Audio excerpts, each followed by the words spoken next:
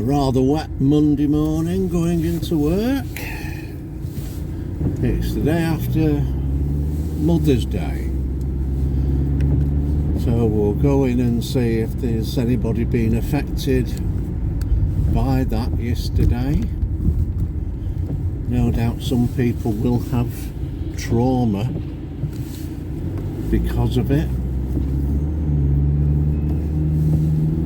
because obviously it brings back ideas of when they were with the mums. With some of them when they lost the mums, and that can be traumatic. That can bring on one of those danger periods. By the way, I'm Keith Stevenson. I run the Mulberry Community Project in Blackpool. Mulberry Community supported housing for people in recovery from substance abuse. Started, well, we opened our first doors 11 years ago. We're still going now. We've had hundreds of people through the doors that we've helped. People that have gone on to live normal lives, should we say? Completely changed from the way they came in.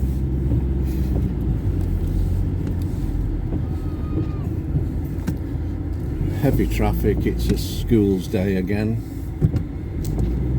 But hey, that's normal everywhere.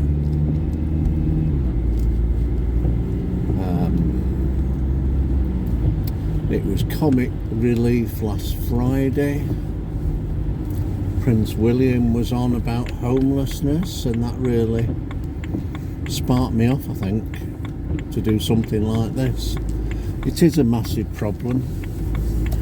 Ugh. Traffic jam now, all the way into Blackpool.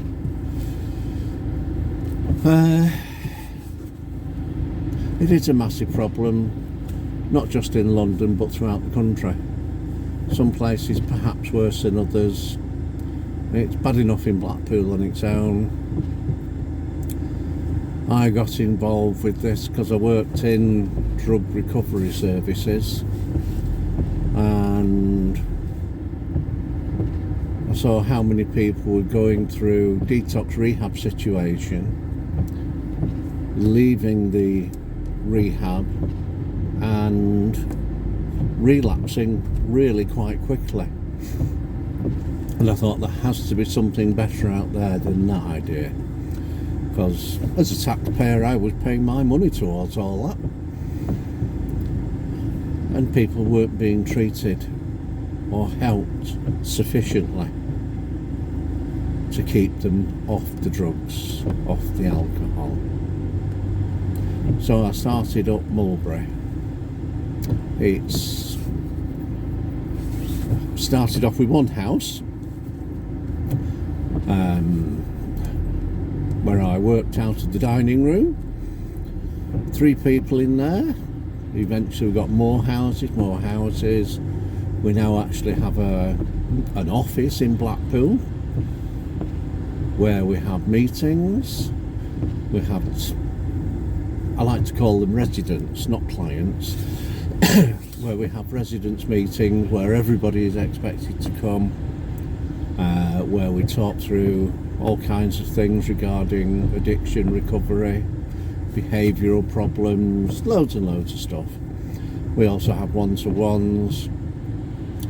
We have 3 very gifted counsellors who come in, give their time freely for us, which is absolutely brilliant, because a lot of our guys come with background problems, maybe brought up in homes that were less than homely, maybe brought up in council homes, wherever, not had a good time.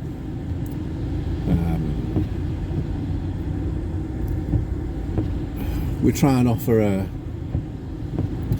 fully rounded, holistic based project. If people have problems, we're open They just drop in, see any one of us. Everybody has their own worker. Matter of Workers got a really dedicated staff, and one new person starts this morning, so that should be interesting. A lot of erming going on because I'm doing this live as we speak. I'm not working from a script or anything.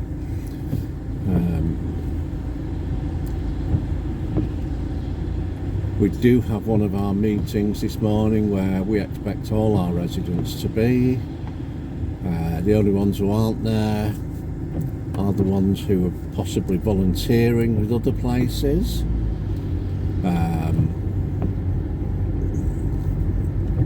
Education, that's a big one for us. Ooh, nearly a bump then over there. We do encourage people to get engaged with education. We do have people coming to us who cannot read or write. Never had the opportunity.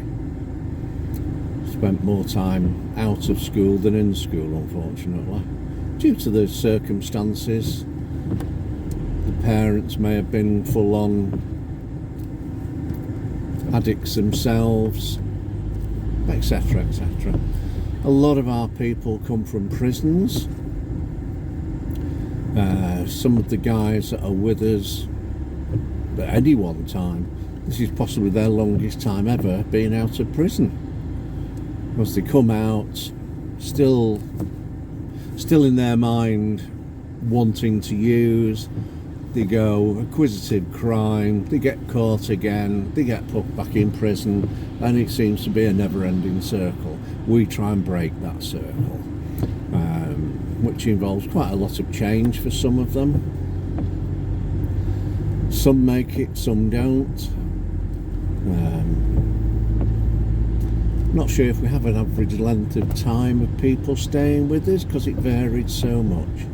We've had people arrive from a prison situation, they've stopped at the off licence on the way in for a little celebratory drink, and consequently they don't get past the first test, so they don't come in the doors. Another chap we have, Matthew, he was with us for 6 years. Absolutely brilliant. He came with psychological problems, should we say, but he's altered his life completely. Matthew now works for us. He's one of our employees, doing a really, really valuable job. Fabulous. I love it when that happens. He's not the first ex-resident we've had, and there's an employee, and I doubt he'll be the last. So that's a pretty rounded story of what Mulberry is, what it tries to do, some of its achievements. I'm pleased to say we do have good results. We weighed it up last month, certainly over the last 12 months, we've had a 75% success rate. That, in anybody's books, is fantastic. I think I'll cut off now because I'm getting bored in this traffic jam. I don't know what else to talk about at the moment, so see you soon.